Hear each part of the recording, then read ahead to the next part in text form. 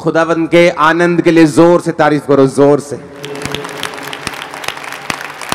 इस वचन को सुनने के बाद आप सेम नहीं जा रहे वापिस। पहला नीति वचन में लिखा, जब परमेश्वर का आत्मा तुम पर उतरेगा तो वो अपने वचनों को तुम पर जाहिर करेगा। बहुत से लोग बाइबल को जब शरीर के अनुसार पढ़ने की कोशिश करते हैं और शरीर में पढ़ते हैं, उन्हें बाइबल समझ नहीं आती। और जब आप इस पवित्र वचन को आत्मा के द्वारा पढ़ते हैं तो परमेश्वर उस विषय में, उस स्थिति में, उस समय में आपसे क्या कहना चाहता है वो आपसे बात करता है। और बाइबल कहती है जिस व्यक्ति को परमेश्वर की बात समझ आ जाए या वो परमेश्वर की बात को सुन ले, उसकी सिचुएशंस कभी सेम नहीं रहती। एक छुटकारा पाए हुए व्यक्ति और एक बिना छुटकारा पाए व्यक्ति में एक ही चीज का फर्क है कि उसको परमेश्वर की मर्जी मालूम थी और उसने पूरा किया, और दूसरे को परमेश्वर की इच्छा मालूम नहीं थी। एक व्यक्ति पागलपन में पूरा जीवन बिता सकता है ये सोच के कि मेरे कर्मों का फल है, लेकिन एक क्रिश्चियन उसके अगेंस्ट फाइट कर सकता है और जीत सकता है, क्योंकि परमेश्वर ने उसे बताया है कि मैंने तुम्हें सांपों और बिच्छुओं को रौंदने का और शत्रु की सारी सामर्थ पर अधिकार दिया और किसी भी वस्तु से तुम्हें कुछ भी हानि ना होगी। पहला शमूएल 3 उसकी 1 से 21 आयत में लिखा, वह बालक शमूएल अली के सामने यहोवा की सेवा टहल करता था। उन दिनों में यहोवा का वचन दुर्लभ था और दर्शन कम मिलता था। और उस समय ऐसा हुआ कि एली की आंखें तो धुंधली होने लगी थी और उसे ना सूझ पड़ता था। जब वह अपने स्थान में लेटा हुआ था और परमेश्वर का दीपक अब तक बुझा नहीं था, और शमूएल यहोवा के आराधनालय में जहां परमेश्वर का संदूक था वहां लेटा था। यहोवा ने शमूएल को पुकारा और उसने कहा, क्या आज्ञा? तब उसने एली के पास जाकर दौड़कर कहा, क्या आज्ञा? तूने मुझे क्यों पुकारा है? वह बोला, मैंने नहीं पुकारा, फिर जा लेटा रहे। और वह जाकर लेट गया। तब यहोवा ने फिर पुकार कर कहा, हे शमूएल।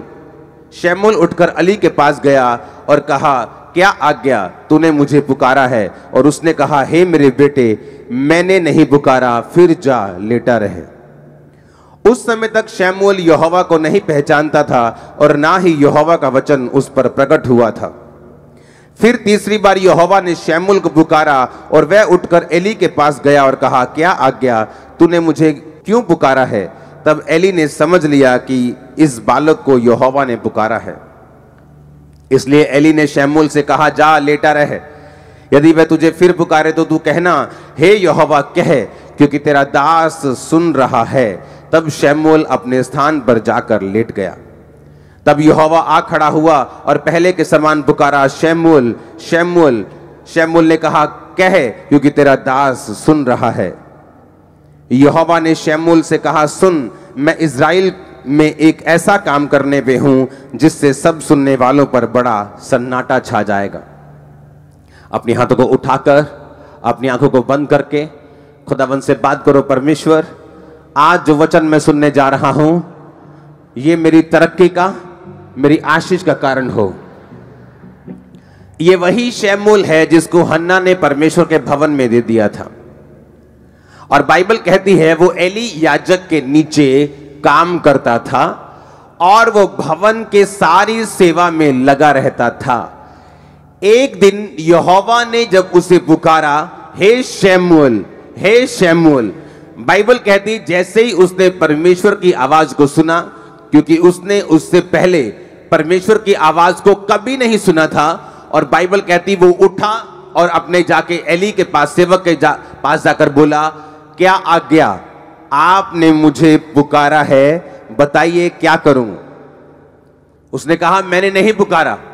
उसने कहा, ठीक है, शायद गलती लग गई होगी। वो फिर जाकर लेटा और बाइबल कहती है फिर यहोवा ने पुकारा, हे शमूएल, हे शमूएल। उसने जाकर एली को कहा, तूने मुझे पुकारा है? उसने कहा, नहीं, मैंने नहीं पुकारा। जब तीसरी बार भी ऐसा हुआ और जब एली समझ गया कि परमेश्वर इसको आवाज लगा रहा है, और उसने कहा, शमूएल, अब जब परमेश्वर तुझे आवाज लगाए तो तू बोलना, हे यहोवा, क्या आज्ञा? मैं तेरा दास सुन रहा है, तू बोल, तू क्या बोलना चाहता है? अब मैं आपसे एक क्वेश्चन करना चाहता हूं। अगर इस भीड़ में आप यहां बैठे हैं, आपकी मम्मी या आपके फादर या आपका ब्रदर वो पीछे बैठा है बिल्कुल, और अभी भी अगर वो आपको पीछे से आवाज लगाए, आप हजारों लोगों में से उसे पहचान लोगे, हाँ या ना? आपका नाम अगर अमित है और पीछे से आपकी मम्मी आवाज लगाए अमित बेटा, तो आप पीछे मुड़ के देखने लोगे मेरी मां ने आवाज लगाई है। लेकिन अगर आप एक स्ट्रेंजर, एक ऐसा व्यक्ति जिसकी आप आवाज नहीं पहचानते, बाइबल कहती है मेरी भेड़ें मेरी आवाज को पहचानती हैं।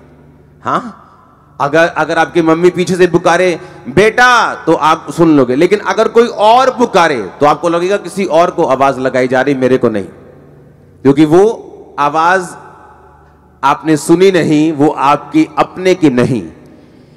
यीशु मसीह ने कहा मेरी भेड़ें मेरी आवाज को पहचानती हैं और वो मेरे पीछे चलती हैं। अब यहां पर जब परमेश्वर ने शमूएल को आवाज लगाई तो बाइबल कहती है उसकी आवाज, परमेश्वर की आवाज एली याजक की आवाज से बिल्कुल मेल खाती थी और 100% मिलती थी। ऐसा नहीं हो सकता कि आपको कोई और आवाज लगाए और आप अपने पापा के पास चले जाएं, अगर आपके पापा की आवाज आपको नहीं आई, आप बाहर देखेंगे जाके घर के कि मुझे कौन आवाज लगा रहा है, क्योंकि वो आपने वो आवाज सुनी नहीं। लेकिन अगर वो आवाज आपकी मां ने या बाप ने या भाई ने लगाई है, आप डायरेक्ट उसके कमरे में जाके पूछोगे कि क्या बात है, आपने मुझे पुकार रहे थे, आप बुला रहे थे, बताइए क्या चक्कर है। लेकिन बाइबल यहां कहती है कि उसने यहोवा की आवाज को पहले कभी नहीं सुना था। बाइबल कहती है जैसे ही एली याजक उसको मिला और उसने कहा मैंने तुझे नहीं पुकारा, वो बड़ा हैरान हुआ, फिर वापस गया, लेटा। तीसरी बार जब परमेश्वर ने पुकारा तो फिर एली याजक की आवाज में ही पुकारा। परमेश्वर की जो वचन है उसमें एक एक बिंदु, अगर बाइबल में जहां पौलुस कहता है कि तुम दाखरस के मतवाले ना बनो परंतु पवित्र आत्मा से परिपूर्ण होते जाओ, अगर आप उसके बाद बाइबल देखेंगे तो वहां पे सेमीकोलन लगा है। ऐसा सेमीकोलन होता है, ना तो फुल स्टॉप लगा है ना कोमा लगा है, उसका मतलब होता है कि अभी सेंटेंस खत्म नहीं हुआ। आगे उसने लिखा अपने आप से भजन संहिता से बातें करते हुए, गैर भाषा में प्रार्थना करते हुए धन्यवाद। यानी अगर उसने ये कहा कि तुम पवित्र आत्मा से परिपूर्ण होते जाओ, तो सेमीकोलन का मतलब कैसे होना है। बाइबल इतनी गहरी है, इतनी वो गहरी है कि एक कोमे का, एक बिंदु का, एक फुल स्टॉप का भी पूरा उसमें कारण है। अगर बाइबल में वो जिक्र है, यहां पर बहुत बड़ा कारण था कि परमेश्वर ने शमूएल से जो बात की अपने सेवक की आवाज की मैचिंग में और पूरी तरह से अपने सेवक की आवाज के रूप में ही शमूएल से कहा हे शमूएल, हे शमूएल। बाइबल कहती है अगर इजराइलियों के छुटकारे के बीच में, उनके और परमेश्वर के बीच में कोई कनेक्शन था तो वो कनेक्शन मूसा का था। बाइबल कहती है मूसा के चले जाने के बाद अगर कोई कनेक्शन उनका और परमेश्वर के बीच का था तो वो यहोशू था, वो जीसस क्राइस्ट थे, वो पतरस था, वो पौलुस था। बाइबल कहती है कि परमेश्वर ने जानबूझ के जब शमूएल को आवाज लगाई तो उसने जानबूझ के एली की आवाज में उसको आवाज लगाई। बाइबल कहती है कलीसिया का काम जो है सिर्फ चर्च में आके बरकत को पाना नहीं है। बरकत आपको मिल जाती है जिस दिन आप यीशु मसीह को ग्रहण करते हैं अपने उद्धारकर्ता के रूप में, लेकिन जब आप चर्च में लगाए जाते हैं, रोपे जाते हैं, बोए जाते हैं ताकि आप ग्रो कर सकें, आपका मकसद, एक पेड़ को लगाने का मकसद सिर्फ उसको ग्रो करना नहीं होता, बल्कि उस पेड़ का काम होता है फल देना, उस पेड़ का काम होता है छाया देना। बाइबल कहती है जब परमेश्वर आपको चुनते हैं और अपने भवन में लगाते हैं, जो लोग एक से ज्यादा सेवकाइयों में लगे हुए हैं वो किसी काम के नहीं, मैं आपको गारंटी दे सकता हूं। एक ऐसी मेजर सेवकाई होनी चाहिए जहां से आप परमेश्वर की आवाज को ले पाते हैं, जिसको आप रियली फॉलो करते हैं। अगर आप ज्यादा सेवकाइयों को फॉलो करते हैं आप कहीं नहीं पहुंचते, लेकिन बाइबल कहती है अगर आप एक आवाज को सुनते हैं और फॉलो करते हैं तो परमेश्वर आपको उस दिशा में लेके जाते हैं जो दिशा आपके लिए परमेश्वर ने चुनी है। अगर परमेश्वर ने शमूएल को भविष्यद्वक्ता के रूप में चुना तो परमेश्वर ने जो स्टार्टिंग की वो एली की आवाज के रूप में उसको पुकारा और फिर उसको प्रोफेटिक मिनिस्ट्री में परमेश्वर लेके गया। अब मैं आपको यह बात बताना चाहता हूं, क्यों परमेश्वर ने उसको एली की आवाज में पुकारा? जैसे आपका जन्म हुआ मसीह में और आप कलीसिया में लगाए गए, बाइबल कहती है, पौलुस ने कहा वो कलीसिया जिसने उसकी 2 बार सहायता की लेने और देने में और दानों और सहायता में, और बाइबल कहती है उसने कहा परमेश्वर तुम्हारी हर घटी को महिमा सहित मसीह यीशु में पूरा करेगा। यानी परमेश्वर की आवाज ये थी कि तुमने जब मिशनरी कामों में मेरा साथ दिया इसलिए मैं तुमको ब्लेस करूंगा। यही काम कलीसिया का था। कलीसिया ने गलती की, सबसे पहली गलती कलीसिया की थी जब यीशु मसीह जी उठे, और जी उठने के बाद जब वो स्वर्ग चले गए, 40 दिन प्रचार करने के बाद 41वें दिन हजारों लोगों के बीच में वो स्वर्ग में गए।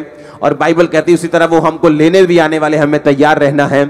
और बाइबल कहती है उसके बाद जब चेले प्रचार करने लगे और वही चिन्ह चमत्कार चेलों की जिंदगियों से होने लगे, वही मिरेकल्स होने लगे। और बाइबल कहती जब चेलों पर सताव आया और याकूब तलवार से मारा गया, और बाइबल कहती कलीसिया को गलती याद आई कि हमें सिर्फ चर्च में लगाए जाने का कारण आशीष लेना और लंगड़े चलाना और अंधों को आंखें दिखवाना नहीं है। हमारा खुद की ये रिस्पॉन्सिबिलिटी है कि हम प्रेरितों के लिए प्रार्थना करें। और बाइबल कहती जब पतरस को भी उन्होंने मारने के लिए पकड़ा और कलीसिया लॉ लगाकर, यानी पूरी तरह से एकजुट होकर और पूरी तरह से बिना डिस्ट्रैक्शन के, कोई 1 घंटे वाली वो 1.5 घंटे वाली प्रार्थना नहीं थी, लॉ लगाकर, मतलब लगातार वो बैठ चुके थे कि परमेश्वर से, जिस तरह लोग धरना लगा के बैठ जाते हैं कि जब तक सरकार हमारी बात नहीं सुनेगी हम उठेंगे नहीं, और जब सरकार देखती है कि धरना असली वाला ये उठेंगे नहीं तो अब आपकी बात वो सुनती, लेकिन जब उसको मालूम होता है कि ये धरना बहुत लंबा नहीं चलने वाला, वो बात को मानती नहीं। उसी तरह से परमेश्वर को मालूम है कि ये व्यक्ति जब प्रार्थना में बैठ चुके हैं, लॉ लगाकर वो प्रार्थना कर रहे हैं, और बाइबल कहती परमेश्वर ने अपने स्वर्गदूतों को रिलीज किया। वो पतरस के पास गया, जेल के अंदर जाके उसकी खुद सांकलें खोली, जेल के दरवाजे खोले, कितने पहरों में उनको रखा, कितनी लेयर्स में उनको रखा जाता था सिपाहियों के पहरे में, उन सबको छोड़कर परमेश्वर ने उसको आजाद किया, अपने घर वापस लेके गया। और फिर कलीसिया को समझ आई कि हमारा काम सिर्फ बरकत लेना ही नहीं, हमारा काम उस विजन, उस मिशन के लिए प्रार्थना करना भी है जो परमेश्वर ने दासों को दिया है। और जब लोग अपने सेवकों के लिए प्रार्थना करने लगे, जब लोग बोने लगे, जब लोग उस सेवकाई में हिस्सा डालने लगे और जब खुद लोग सेवा करने लगे, बाइबल कहती वो कलीसिया गिनती में दिन प्रतिदिन बढ़ती गई। बाइबल कहती है वो कलीसिया ग्रेस में बढ़ती गई। कोई भी दरिद्र नहीं था, कोई गरीब नहीं था, कोई भी वांटेड की, हर किसी के पास जैसे वांट रहती, कमी रहती कि मेरे पास ये चीज की कमी, बाइबल कहती है उस कलीसिया के पास किसी चीज की कमी नहीं थी। वो कलीसिया गिनती में बढ़ती गई और एक ऐसा समय आया जब लोग डरने लगे, उनकी गिनती इतनी बड़ी हुई। बाइबल कहती है वो उस काम कैसे पूरे हुए? प्रेरितों ने जो काम किया अपनी तरफ से परफेक्ट किया, कोई कमी नहीं छोड़ी। कलीसिया ने भी अपनी तरफ से कोई कमी नहीं छोड़ी। और बाइबल कहती है जब एक देह मिलकर कंप्लीट काम करती है, मुंह सही काम करता है, हाथ सही काम करते हैं, पैर सही काम करते हैं, तो बाइबल कहती है वो देह उन्नति पाती है, बरकत पाती है। और उसी तरह से बाइबल कहती है जब सबने मिलकर काम किया तो परमेश्वर ने अपनी आशीष को उस कलीसिया के ऊपर रखा। और बाइबल कहती कोई भी दरिद्र नहीं था, सब लोग ब्लेस्ड थे। आपको मैं उसी कलीसिया के रूप में आज से देखूंगा, आप लोगों को उसी कलीसिया के रूप में मैं जानना चाहूंगा। आमीन। मेरे को ऊंचे वाला चाहिए, बरकत ऊंचे वाली होगी। अब परमेश्वर का जो मकसद था वो मकसद था कि शमूएल के जरिए हमें ये बात को समझाना कि बाइबल कहती है जब इजराइलियों ने प्रार्थना की कि परमेश्वर, क्योंकि शैतान ने ज्यादा तंग करना शुरू किया, अगर शैतान ज्यादा तंग ना करता, मिस्री ज्यादा तंग ना करते तो कभी प्रार्थना वो बढ़ाते नहीं, सदा उस कंडीशन में पड़े रहते। जो कोई भी चीज, जो कोई भी विरोध, जो कोई भी सताव आप अपने आसपास देख रहे हो, वो एक्चुअल में आपको आपके कंफर्ट जोन से बाहर निकालकर परमेश्वर की एक बड़ी मर्जी को पूरा करने के लिए है, जो आपके बीच में आने वाले कुछ सालों में बुरी होने वाली है। और आपका आमीन। वो चीजें जो मैं बोल नहीं सकता, मेरी प्रार्थना है कि परमेश्वर आपके हृदयों में वो चीजें डाल दे कि आप राज्य करने वाले हैं। आमीन। ऊंचाई आशीष आपकी चर्च। अब जब इजराइलियों ने प्रेयर की, जब शैतान को ये बात मालूम है, मैं आपको बार बार ये चीज बताता हूं, उसको मालूम है अंधेरे में खड़े को कि दूर से कोई रोशनी आ रही है। वो ट्रक की है कि बस की है कि कार की है कि बाइक की है, उसे ये नहीं मालूम, पर उसे मालूम है कुछ हो रहा है। शैतान को मालूम हो चुका है कि आप लोग बढ़ने वाले हैं, ब्लेस होने वाले हैं। और इसीलिए बाइबल कहती है जब राजा को डर पैदा हो गया कि ये लोग इतने सामर्थ्य में बढ़ गए हैं, तो बाइबल कहती वो उन्हें दुख देने लगे, उन्हें धमकियां देने लगे। लेकिन बाइबल कहती धमकियों के बावजूद भी, दुखों के बावजूद भी इजरायली लोग बढ़े और इतना बढ़े, इतना बढ़े, इतना बढ़े, क्योंकि यहोवा परमेश्वर उनके साथ था। अब शैतान को मालूम है कि क्या होने वाला है, इसीलिए वो सताव का, वो विरोध का, वो हर मीडियम का यूज करेगा। लेकिन मैं आपको ये बात यीशु मसीह के इस कुर्सी से बताना चाहता हूं, वो इतना शर्मिंदा होगा आज तक कभी ना हुआ होगा, इतना शर्मिंदा होने वाला है। वो शर्मिंदा होने वाला यीशु मसीह के सामर्थी नाम में। हालेलुया। और बाइबल कहती है जब उन्होंने प्रेयर की, परमेश्वर हमें छुड़ा, परमेश्वर ने मूसा को खड़ा किया। जब उन्होंने प्रार्थना की परमेश्वर हमें बचा, उन्होंने यहोशू को खड़ा किया। जब उन्होंने प्रार्थना की परमेश्वर हमें इन फिलिस्तियों के हाथ से छुड़ा, तो बाइबल कहती है उसने सैमसन को पैदा किया। जब उसने फिर प्रार्थना की परमेश्वर मुझे छुड़ा, तो उन्होंने गिदोन को पैदा किया। जब जब भी परमेश्वर ने अपने लोगों को ब्लेस करना चाहा है, परमेश्वर ने अपने लोगों को खड़ा किया है। और बाइबल कहती है कि वही लोगों की आवाज की सिमिलैरिटी में, सेम उस आवाज में परमेश्वर इसलिए बात करता है ताकि वो आपको दिखा सके, समझा सके कि ये वो जन है जिसको तूने फॉलो करना है। पौलुस कहता है तुम मुझे फॉलो करो जिस तरह मैं क्राइस्ट को फॉलो करता हूं। यानी मैं परमेश्वर से दर्शन को लूंगा, तुम्हें वो दर्शन को बताऊंगा, और अगर तुम उस दर्शन के अनुसार चलोगे, तुम और तुम्हारा घराना कभी भी सेम ना रहोगे, ना तुम्हारा फाइनेंस, तुम्हारी बॉडी, तुम्हारी सेहत, तुम्हारे बच्चे। आमीन हो चाहिए, बरकत आपकी है चर्च। हालेलुया।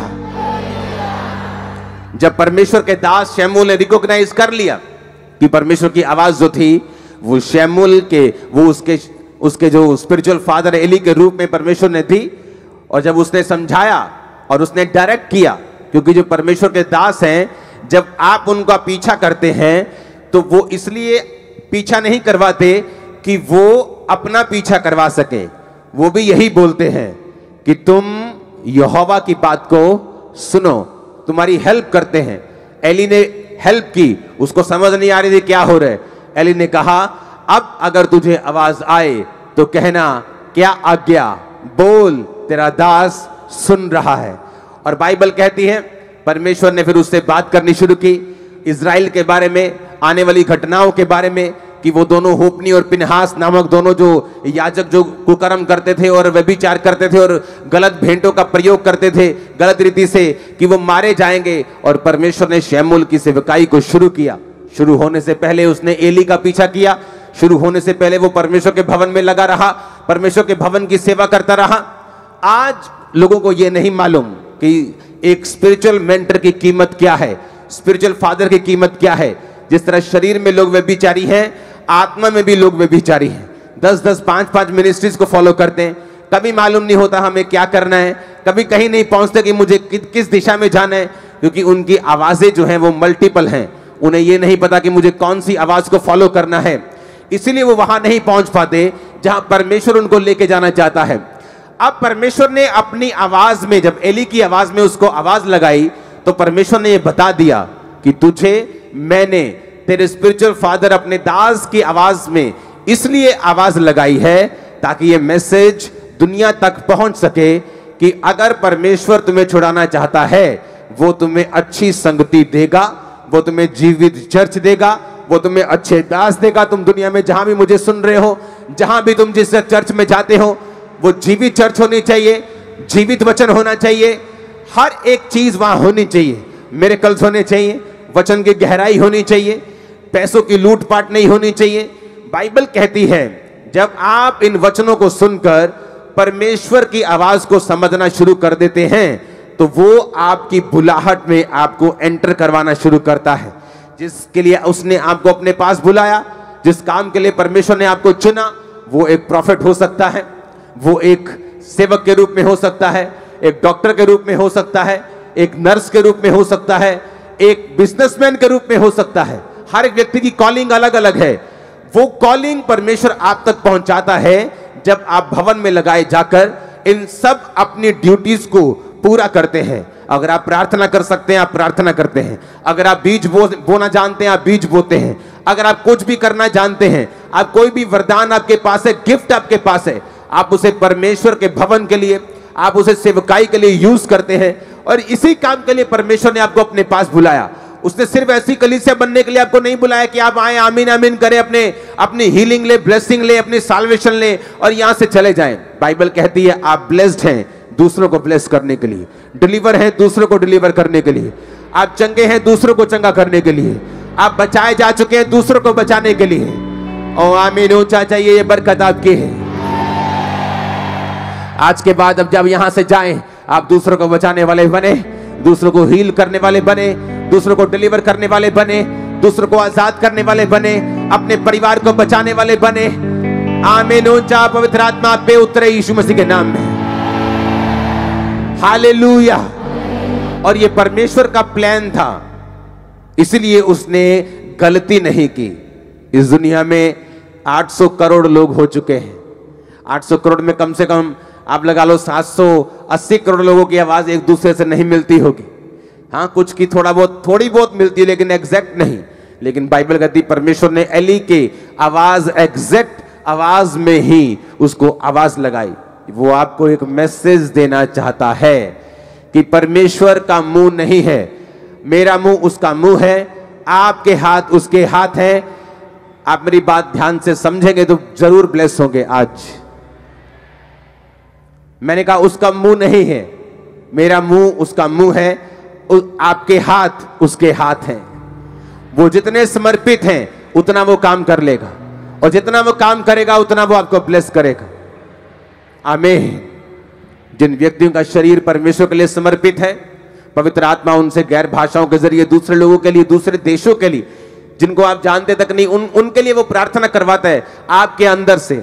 जो पवित्र आत्मा के साथ समर्पित हृदय के साथ चलते हैं, आप गैर भाषा में प्रार्थना करते हैं, आप नहीं जानते आप किन के लिए प्रार्थना कर रहे हैं। अपने लिए प्रार्थना कर रहे हैं कि दूसरे के लिए कर रहे हैं, कि सेवक के लिए कर रहे हैं। और इसलिए पौलुस ने कहा था, जब मैं गैर भाषा में प्रार्थना करूंगा तो मैं आत्मा से भी करूंगा और बुद्धि से भी करूंगा। बुद्धि से यानी कि मैं प्रेयर पॉइंट्स के साथ भी करूंगा, लिखकर प्रार्थना भी करूंगा, और आत्मा के साथ प्रार्थना भी करूंगा। और जब आप पवित्र आत्मा को अपना शरीर देते हैं, एक व्यक्ति जो व्यभिचार में उलझा हुआ, पाप में उलझा हुआ, फोन में उलझा हुआ, फेसबुक में उलझा हुआ, इंस्टाग्राम में उलझा हुआ, वो परमेश्वर के सामने समर्पित नहीं है। वो ऐसा व्यक्ति नहीं जिसे पवित्र आत्मा यूज कर सके। वो आशीषित हो सकता है, ब्लेस्ड हो सकता है स्वर्ग भी चला जाए अगर कोई मेजर पाप उसकी लाइफ में नहीं है। लेकिन क्या वो इस्तेमाल हो रहा है खुदावंद के लिए? क्या वो यूज हो रहा है? अगर आप यूज होना शुरू होंगे, इस्तेमाल होना शुरू होंगे, वो चाहे थोड़ी स्टार्टिंग क्यों ना हो, शुरुआत थोड़ी क्यों ना हो, वो आपकी जनरेशंस को चुन लेगा, आपके पोतों तक को चुन लेगा। सारा पैटर्न चेंज हो जाएगा, सब कुछ बदल जाएगा।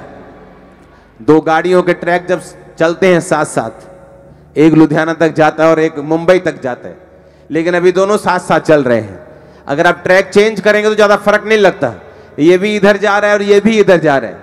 लेकिन एक समय आता है जब वो ट्रैक अलग हो जाता है, आगे बढ़ जाता है, अलग ही हो जाता है। इसी तरह से कलीसिया में बैठे हुए लोग हैं, एक सेवा करने वाला, एक बिना सेवा वाला, दोनों सेम ट्रैक पे लग सकते हैं, दोनों बराबर लग सकते हैं, लेकिन उनका फ्यूचर बराबर नहीं है। सेवा करने वालों का फ्यूचर बराबर नहीं है। वो दूसरों से कहीं अधिक आशीषित होंगे, दूसरों से कहीं अधिक आगे होंगे। आमीन। ऊंचा, ये बरकत आपकी है। हालेलुया। ये इत्तेफाक नहीं था कि परमेश्वर उसे एली की आवाज में ही आवाज लगाए। अगर परमेश्वर थोड़ी सी भारी आवाज निकालता, शमूएल, तो उसको मालूम होता कि परमेश्वर की ये किसी की आवाज लग रही, स्वर्गदूत की आवाज लग रही, ये किसी और की आवाज लग रही, ये बड़ी हेवनली आवाज लग रही, कहीं परमेश्वर तो नहीं है। तो वो बोल सकता कि तू कौन है, मेरे को आवाज क्यों आ रही है, तू क्या है। लेकिन बाइबल कहती है उस परमेश्वर की आवाज बिल्कुल एली की आवाज की तरह थी। वो आपकी स्पिरिट में कोई मैसेज देना चाहता है। आमीन। ये गलतियां वही होती हैं जहां कलीसियाएं नहीं होती हैं।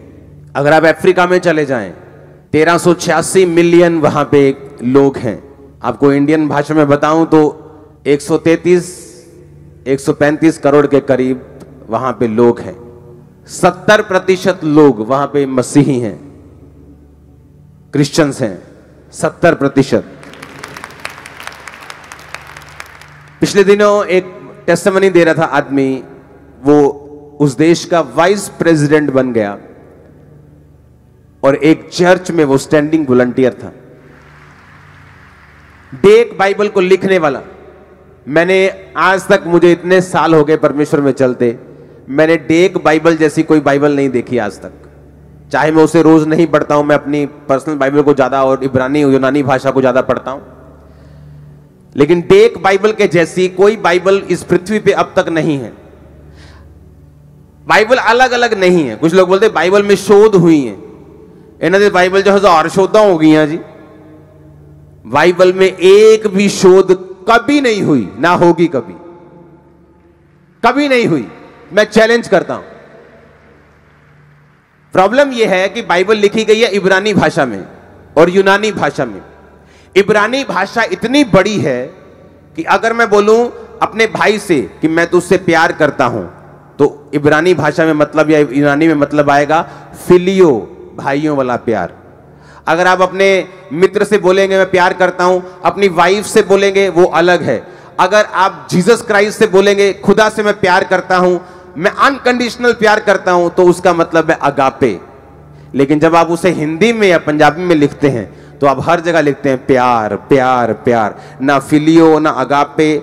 इसीलिए क्योंकि जो ट्रांसलेट करने वाले लोग हैं उनके पास कोई ऑप्शन नहीं होता, तो उनके पास भाषा जो है वो लिमिटेड है। तो प्यार का मतलब प्यार ही है, तो वो प्यार को प्यार तब लिख देते हैं। लेकिन जब आने वाले समय में उनको भाषा को कोई अच्छा शब्द मिल जाता है, हाँ, तो वो क्या करते हैं, फिर उस बाइबल में उस शब्द को वो शोध कर देते हैं। लेकिन ओरिजिनल बाइबल वही है, वो एक बार चेंज नहीं हुई, एक भी बिंदु तक उसमें बदला नहीं है। आप समझ रहे मेरी बात को। और जब दूसरी भाषाएं जो कैपेसिटी में इब्रानी जैसी नहीं है, इब्रानी सबसे दुनिया की पुरानी भाषा है, वो उनकी कैपेसिटी इब्रानी जैसी नहीं है किसी भाषा की। इंग्लिश में भी शोध हुई है, हर भाषा में हुई, क्योंकि जैसे ही उनको अच्छा शब्द उससे मिलता है वो उसको काट कर अच्छे और उससे भी और बेटर शब्द को लिख देते हैं। लेकिन जो ओरिजिनल बाइबल इब्रानी यूनानी में है उसमें वो ऐसा नहीं कर सकते, क्योंकि वो लिखी जा चुकी है और वो कंप्लीट है और वो पूरी है। अब ध्यान से सुनो, जब अफ्रीका में परमेश्वर के काम हुए और वहां पे मसीहत ने जबरदस्त रीति के साथ, और जब मैं मसीहियत कहता हूं तो उसका मतलब क्रिश्चियन धर्म नहीं है। हम जानते हैं कि परमेश्वर धर्म बदलने नहीं आया, हाँ या ना?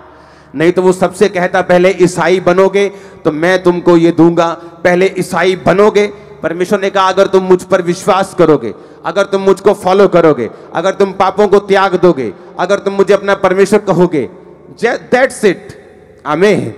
अब वहां पर जब क्रिश्चियनिटी और मसीहत ग्रो हुई तो वहां पर इस वचन को प्रचार किया गया। पंजाब में, इंडिया में अभी इस वचन को खुल के प्रचार जो है लोग नहीं कर पा रहे, लेकिन परमेश्वर ने मेरी ड्यूटी लगाई ये काम करने की। जब वहां पे प्रीच किया गया और उनको चर्च की और अपने पास्टर्स की अहमियत को समझाया गया। आप इमेजिन करो, डेक बाइबल ऐसी बाइबल नहीं है जितना उसने एक्सप्लेन किया है नीचे। जब वो लिखी गई, वो व्यक्ति जिस चर्च का मेंबर था, एक मेंबर ने वो बाइबल लिखी है और उस पास्टर से प्रार्थना करवाने के लिए गया कि मैंने ये बाइबल लिखी है, मुझ पे प्रार्थना कर दीजिए। बाइबल लिखने के बाद भी उसी चर्च का मेंबर रहा। आज कोई अगर एक काम कर दे, इंटरनेट पे उसके 10 व्यू भी आ जाएं, तो अपने आप को इतना कलीसिया से बड़ा समझने लगता है। उसको लगता है कि अब मुझे किसी कलीसिया की जरूरत नहीं, मैं अगर जितना कलीसिया के बाहर काम करूंगा उतना लोग मुझे ज्यादा इनवाइट करेंगे, और धोबी का कुत्ता ना घर का ना घाट का। क्योंकि आपको एक भवन चाहिए होता है जहां से आप इंस्ट्रक्शंस ले सके, जहां से खुदा आपसे बात कर सके। आपको मालूम हो कि इस मैन ऑफ गॉड की इंस्ट्रक्शन को मैंने लेना है और इसी को फॉलो करना है, दैट्स इट। किसी से नफरत नहीं करना, किसी की टीचिंग को निंदना नहीं है, लेकिन वो बाप एक होता है जिसकी आवाज को हम सुनते हैं।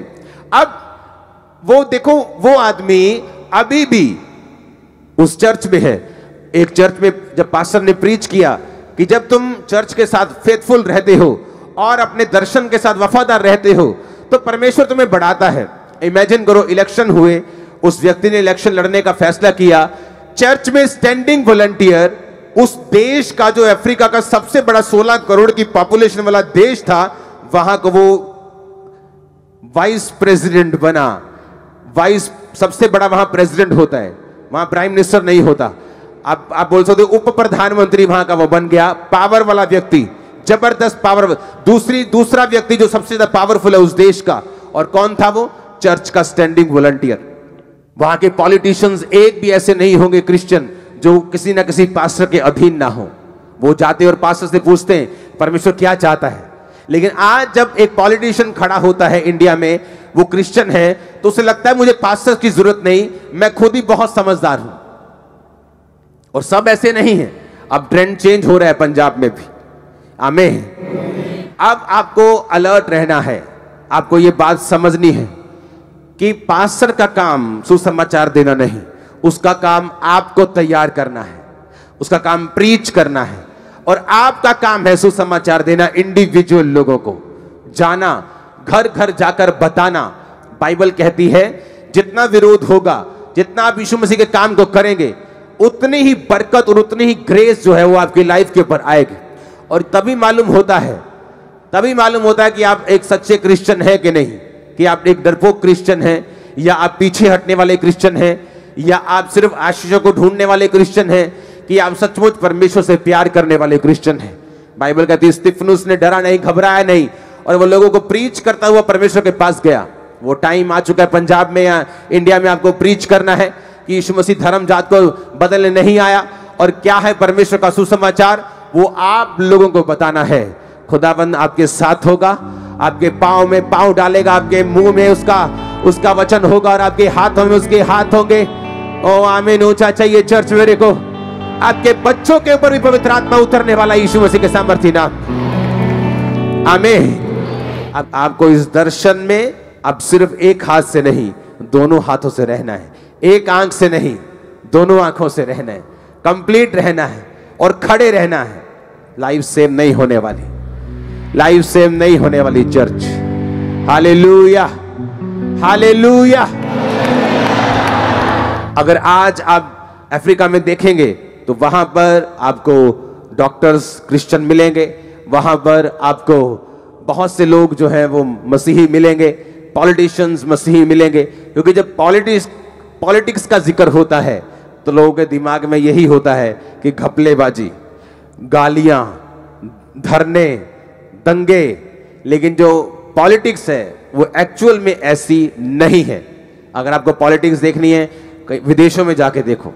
ऐसे देश जो सिर्फ लोगों की बात करते हैं, लोगों के मुद्दों को उठाते हैं।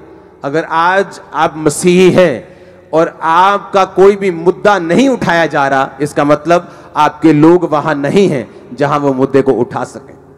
हालेलुया। आपको ये बात ध्यान में रखनी है, आपको ये समझना है, और आपको दिमाग में रखना है कि आने वाले समय में फिर आपने क्या करना है।